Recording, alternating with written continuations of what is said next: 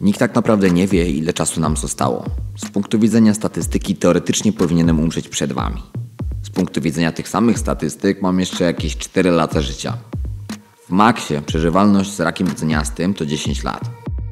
Serio? Wyglądam chociaż na chorego? A co dopiero umierającego?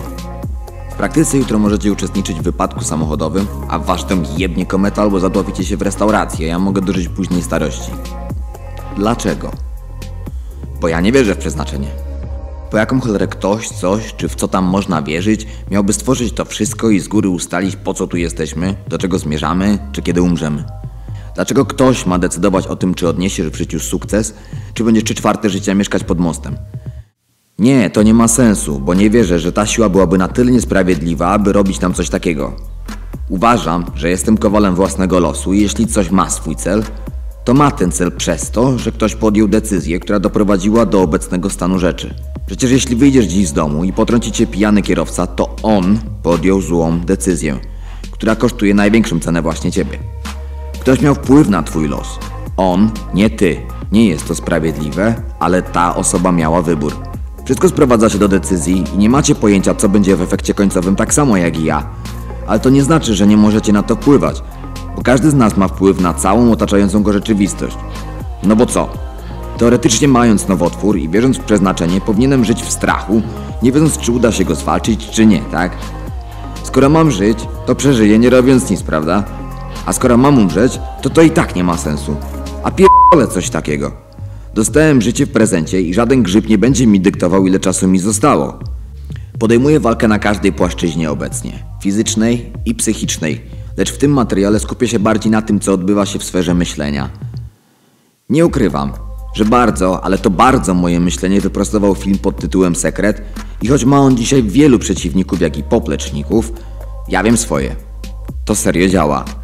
Ludzie są bardziej, bądź niestety mniej rozwinięci duchowo i otwarci na inny rodzaj postrzegania codzienności. I wiecie co, w porządku. Jeśli dobrze ci się żyje w ten czy w inny sposób, to chylę czoła i też zdaję sobie sprawę, że zaraz ktoś wyskoczy z tłumu z tekstem: a znam gościa, co to stosował i się przekręcił.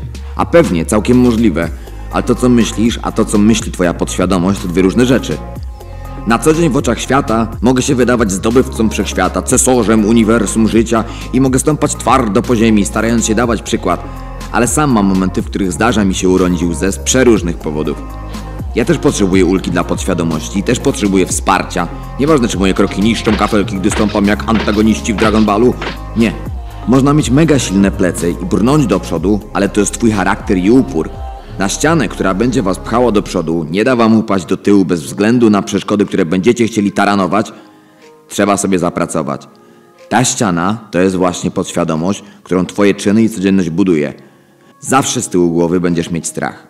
Ale to właśnie tam, z tyłu głowy, budujesz swoją odwagę, która pozwoli ci zwyciężyć wszystko. Zarzucono mi ostatnio, że zmieniłem się na przestrzeni 3 lat. Od pierwszego filmu, jaki nagrałem.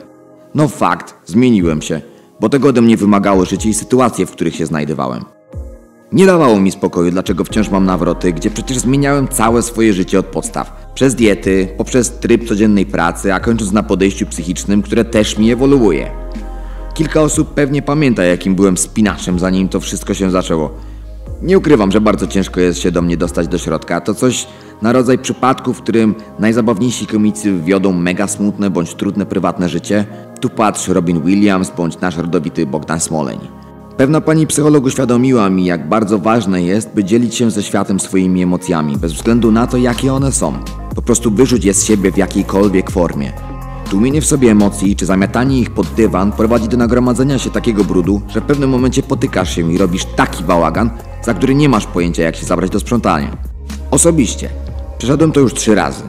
Każdy mój nawrot, mimo zmian w życiu, następował w krytycznych momentach mojego życia, gdzie nasilało się tyle negatywnych emocji, że nie byłem sobie w stanie z nimi poradzić. No bo kto normalny przyjmie na klatę wyrzucenie z pracy, zerwanie z dziewczyną i problemy finansowe, które odbierają ci możliwość robienia tego, co lubisz w wolnym czasie, i ta osoba ma dalej cieszyć się z... no właśnie z czego, skoro wszystko zostaje ci po kolei odebrane. Jestem w stanie przyporządkować konkretne sytuacje nawrotów nowotworu i wszystko układa się w jedną logiczną i sensowną całość. Nowotwory są specyficzne i walka z nimi opiera się na 2 płaszczyznach bez względu na przypadek. Ciało nie będzie walczyć bez głowy i odwrotnie, co uświadomił mi jeden z moich nowych lekarzy. Więc nie bójcie się iść do psychologa, czy po prostu komuś wygadać. Serio, bo co macie do stracenia? Powiecie obcej osobie o tym, co was boli, czego się boicie. Nikt was tam nie oceni, ani nie zbeszta, a poczujecie się o niebo lepiej. Serio, na moim przykładzie walczyłem z przyjęciem porady 3 lata i pluję sobie teraz w brodę, że nie zrobiłem tego wcześniej. Bo kto wie, może nie walczyłbym dzisiaj po raz 4 z tym paskudztwem, gdyby od tamtego czasu głowa była czysta. Mam wielu przyjaciół, jestem z tego powodu mega szczęśliwy.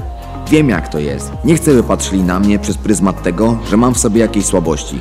To w pełni zrozumiałe, a dawanie odczuć osobie, która jest chora, że widzisz w niej słabość, jest wręcz krzywdzące dla tej osoby.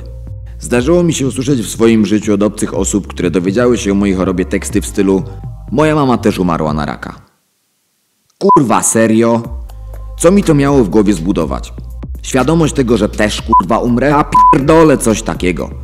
Przez takie bzdury burzy się komuś podświadomość, w której ktoś utwierdza się, że perspektywa śmierci jest silniejsza niż możliwość wyleczenia. Mówiąc tak do kogokolwiek, zabijacie tą osobę od środka. Traktujcie osoby chore jak chore, a nie jak umierające. Im mniej dajecie komuś odczuć, że potrzebuje pomocy, tym faktycznie mniej jej będzie potrzebował i sam się postawi na nogi. Sam zacznie zdrowieć na waszych oczach, bo nie dacie mu innej możliwości, jak przywrócenie do normalnego stanu. A ty, drogi wojowniku czy wojowniczko, uzewnętrzniaj swoje emocje. Nie tłum w sobie żalu, nie żyj w stresie ani problemach. Wiem, jak ciężko jest to zrobić, ale da się. Niestety sam musiałem podjąć kroki, by uwolnić umysł od stresów, czego owocem jest chociażby zakończenie związku, z którym dawniej wiązałem bardzo duże nadzieje.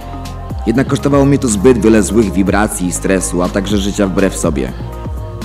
Było ciężko. Było w chuj ciężko to zrobić. Ale czuję się znacznie lepiej i czuję, jak moje ciało samo się uzdrawia bez presji i stresów. A przecież o to tutaj chodzi. To jest walka o życie, a nie o status Matki Teresy na Facebooku. Decyzja należy do ciebie, co zrobisz sam ze sobą od strony psychologicznej, ale jeśli nie porada psychologa, pogadajcie po prostu z kimś obcym, z kim nadajecie na tych samych falach, zobaczycie sami, jak dobrze się poczujecie na następny dzień po obudzeniu. Pusto, czysto i znacznie spokojniej. A o to tutaj walczymy, o spokój. To właśnie jest to, czego potrzebujecie do nastrojenia głowy na właściwe fale. To właśnie to, czego potrzebujecie do przeżycia. W tym temacie nie ma kompromisów. Żyjcie, moi drodzy. Po prostu żyjcie. Live long and prosper. Tyle na dziś. Cześć.